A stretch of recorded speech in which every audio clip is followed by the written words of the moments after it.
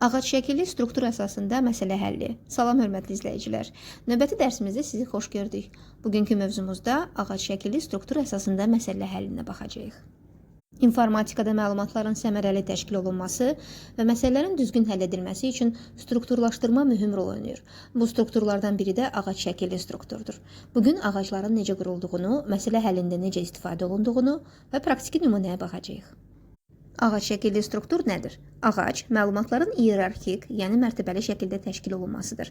Ağacın əsas hissələri kök, root, başlanğıc element, budaqlar, branches, alt məlumat səviyyələri, yarpaqlar, leaves, ən son elementlər, davamı olmayan düyünlər. Bu struktur real həyatda çox istifadə olunur. Məsələn, kompüterdəki qovluq fayl sistemi, ailə şəcərəsi, təşkilat sxemi. Bu strukturdan istifadə etməklə məlumatları tez tapmaq olur. Mürəkkəb məsələləri mərhələlərə bölmək daha asan olur və bütün məlumatlar ardıcıllıqla və nizamla saxlanılır. Gəlin məsələ ilə bağlı bir neçə nümunəyə baxaq. Kompüterdə aşağıdakı qovluq strukturu verilib. Dərslər qovluğu içində hansı fayllar var? Dərslər qovluğunda iki alt qovluq var, riyaziyyat və informatika.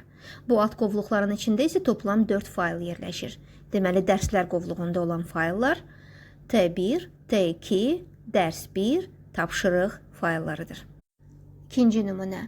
Aşağıdakı ağac strukturuna əsasən filmlər qovluğunda neçə yarpaq var?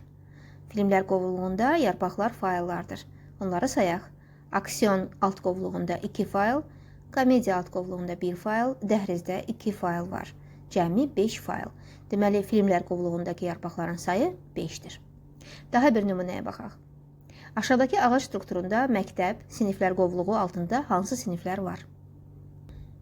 Siniflər qovluğunun içində 3 sinif var. 6A, 7B, 8C. Siniflər qovluğunda 6A, 7B və 8C alt qovluqları mövcuddur. İndi isə mövzu ilə bağlı test nümunələrinə baxaq.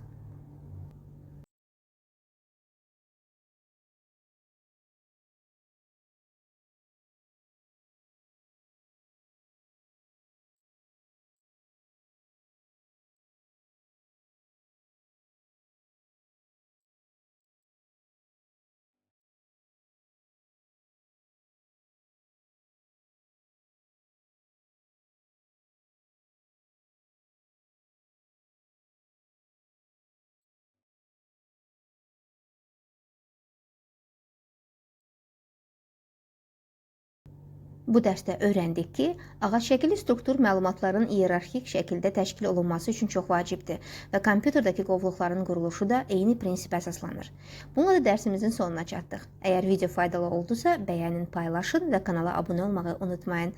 Sağ olun və internetdə təhlükəsiz qalın.